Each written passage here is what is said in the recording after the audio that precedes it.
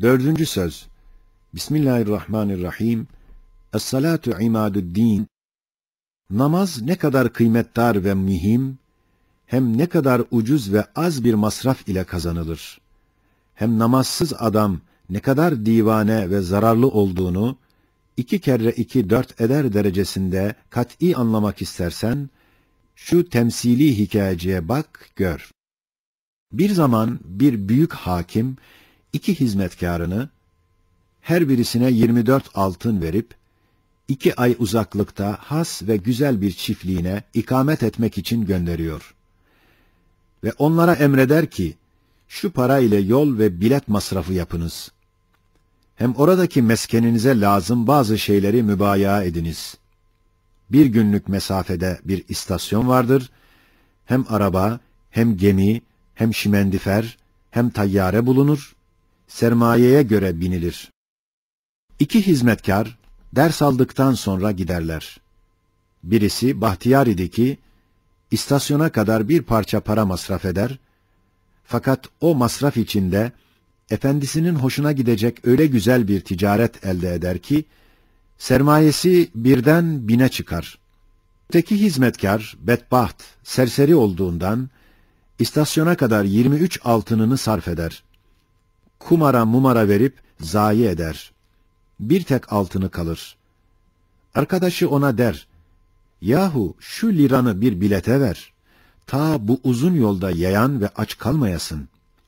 Hem bizim Efendimiz kerimdir.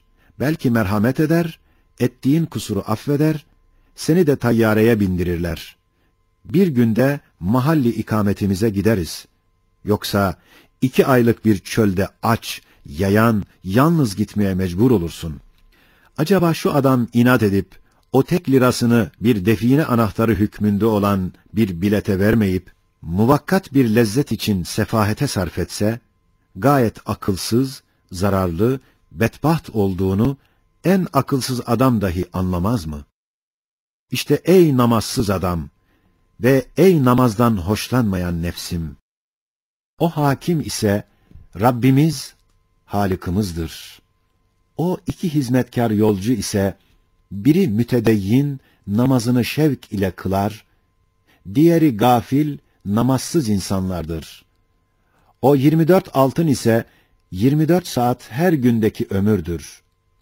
O has çiftlik ise cennettir. O istasyon ise kabirdir.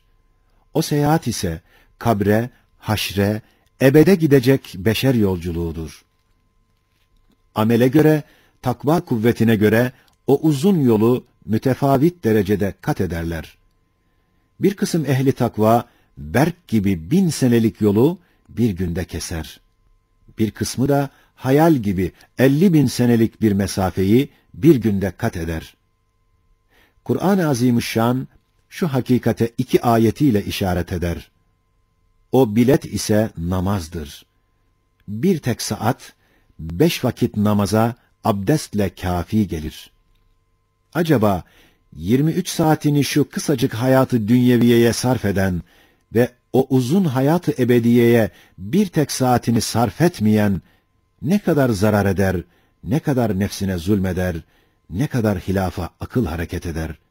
Zira 1000 adamın iştirak ettiği bir piyango kumarına yarı malını vermek, akıl kabul ederse, halbuki kazanç ihtimali 1000'de 1'dir.